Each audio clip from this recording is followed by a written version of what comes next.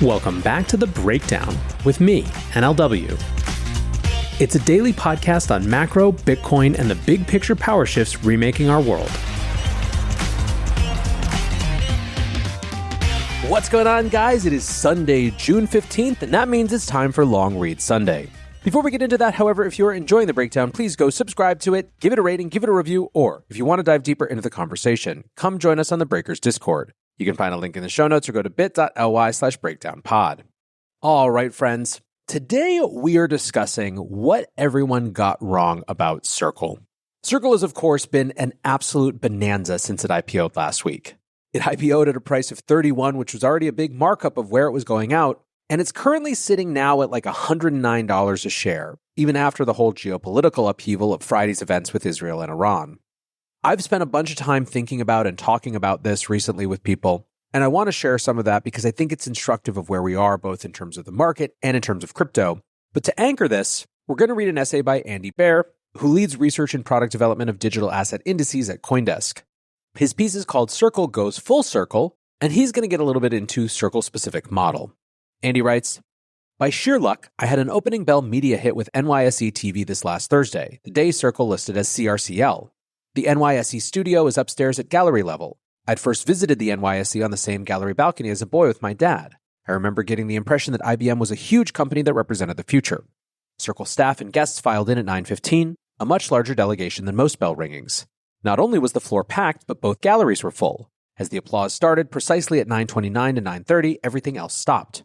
This wasn't the usual opening bell tea ceremony. NYSE President Lynn Martin stood beside an air-punching Circle CEO Jeremy Allaire, and the specialists, floor brokers, and other floor inhabitants joined in the cacophony. The energy took over the whole floor in a way that felt exceptional. I asked cheekily to the NYSE TV folks which specialist booth would trade Circle. No one had any idea what I was talking about. The producer decided to move our hit to the floor with a handheld microphone and change our subject from Bitcoin to stablecoins on the fly. That was fine, plenty to say about stablecoins. Standing within feet of Jeremy Allaire on the floor next to the bell balcony, during our 5-minute segment, it was pure electricity. It was the feeling when you finish a marathon and a beaming volunteer places a medal around your neck. Accomplishment and validation. This was a moment enabled by a friendlier SEC and coincident with meaningful blockchain legislation. But it didn't have the vibe of master rapture or youthful DeFi exuberance. It felt mature and financial, adults celebrating. USDC sprang to life in September 2018, just before a local peak in US interest rates. In retrospect, it was a handy time to launch, when carry or yield from backing assets was positive, but yield expectations in crypto, whose practitioners mostly grew up in a zero interest rate world, remained low. When COVID hit in 2020, ZIRP or zero interest rate policy returned suddenly, threatening the business model but prompting crypto adoption and experimentalism. When the Fed aggressively raised rates in 2022 to help metabolize $5 trillion in COVID fiscal stimulus, stablecoins faced the opposite combination of supportive and threatening forces: higher carry revenues but traumatized markets. Circle's failed SPAC attempt spanned this transition. Announced in July 2021 when 3-month yields were 0.05%, the Concord acquisition deal was renegotiated in February 2022 as rates began their historic climb, and ultimately terminated in December 2022 right as rates hit 4.42%. The SEC never declared the S4 registration statement effective. The transition timed out waiting for regulatory approval, just as the underlying economics of Circle's business were being boosted by soaring rates. Now, several years into a 4 to 5% rate environment, the model has adapted and appears to be working. USDC holders can receive rewards on Coinbase that are similar to risk-free yields. On-chain cash holdings and collateral can be enhanced with tokenized treasuries. The Genius Act on stablecoins appears in good shape for passage, opening up the market for greater stablecoin adoption and participation. The U.S. government has a new potential multi-trillion-dollar customer for U.S. treasuries, providing much-needed demand for U.S. debt, which has become a chess piece in global trade. Circle and other stablecoin issuers are enjoying a good carry scenario, although near-term profitability has significant interest rate risk, now under the watchful scrutiny of Circle shareholders and analysts. Today's episode of The Breakdown is brought to you exclusively by Grayscale. Grayscale is almost certainly a name you know. They've been offering exposure to crypto for over a decade now and offer over 20 different crypto investment products ranging from single asset to diversified to thematic exposure to crypto and the broader crypto industry. They have long been innovators at the intersection of TradFi and crypto, and one of the benefits for a lot of us is that Grayscale products are available right through your existing brokerage or IRA. Now, of course, investing involves risk, including possible loss of principal. For more information and important disclosures, visit grayscale.com. Go to Grayscale.com to explore their full suite of crypto investment products and invest in your share of the future.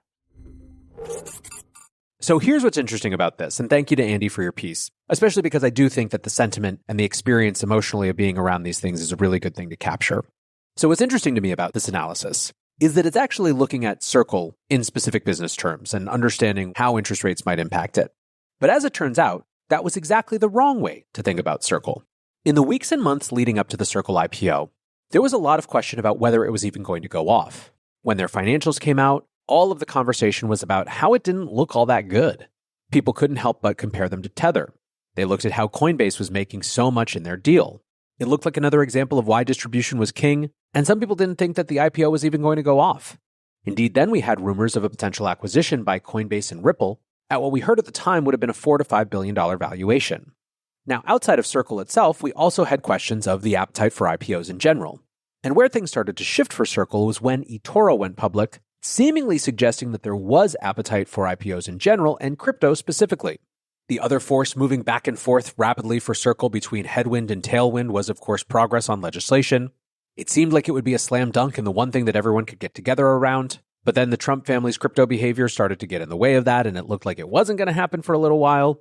Plus, the bank lobby threw in their hat and started to really push for things that could have threatened Circle. And of course, looming around Circle always was the fact that once legislation did get through, their near monopoly on regulatory-approved U.S. stablecoins would be over. You had to assume that all the big banks were going to get involved, and where was Circle going to be then? These were all the analyses that people were looking at coming into the Circle IPO. And then it just absolutely blew everyone out of the water, beating all expectations. So what is the reason why? Some of it is, of course, the IPO window being open and just general enthusiasm, but I don't think that's actually it. Some of it might be the fact that stablecoin legislation seems to be back on track, but I don't think that's it either. Certainly nothing's changed fundamentally about Circle's business, so it can't be that. So what is it? What did markets miss? What analysts missed heading into this IPO is the extreme appetite that markets have right now for the category that is stablecoins. It is pretty clear at this point that markets are making a big bet that stablecoins are key financial infrastructure for the future. I believe that this is not just based on the way that the administration is talking about them, which is very much positioning them as the next generation of dollars, but also about their own decisions that they've made. And it makes sense. The stablecoins are the world's most in-demand financial asset, which is the dollar, wrapped in the best technology package it's ever had. It is a 10x improvement over the way that you interact with dollars now, with the exception of the things that cash will always be better than any digital version of. Still, for most uses that exist in finance and major business, stablecoins are just a phase shift improvement over the existing systems. And it turns out markets want exposure to that. They want exposure at a much higher price than investment bankers thought, and it doesn't appear to me, care much about Circle's business in the short term. That's not to say that that will always be the case, but it's very clear that Circle has positioned itself to be, for the time, the one available bet when it comes to stablecoin infrastructure.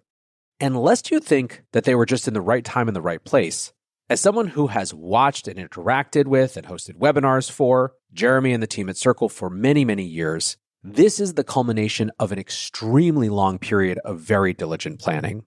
You got to remember, Circle started a very long time ago, before we were talking about stablecoins. They built wallets, they were interacting with Bitcoin from a payments perspective. When Jeremy Allaire pivoted Circle into the stablecoin space, they were barely a glint in the bucket. From the beginning, though, it was very clear that the play for that team was to do things by the book and position themselves to be the default U.S. digital dollar. They had studied the history of U.S. financial innovation, which is always an interaction between the public sector and private markets, and they wanted to be the private sector infrastructure that was going to be absorbed into the big public process.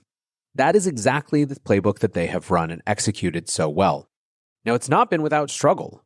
One of the great ironies of them playing by the rules was that because they had exposure to U.S. banks as we started to have crises at places like Silicon Valley Bank, they actually ended up having a bigger depegging and risk event than unregulated outside of the U.S. Tether ever had. Still, they weathered that, they positioned themselves for this moment, and they're reaping the rewards now. The reason that you see Circle trading the way that it is has nothing to do with right now, and it has nothing to do with next quarter. It's a longitudinal, long-term, long bet on stablecoins being critical infrastructure for the future of the U.S. financial system. That's what we all missed, or at least didn't talk enough about when it came to this specific IPO. In any case, it's nothing but good for us, nothing but good for this industry. So once again, congrats to Circle and the whole team there. For now, though, that's going to do it for this breakdown. Appreciate you guys listening as always. And until next time, be safe and take care of each other. Peace.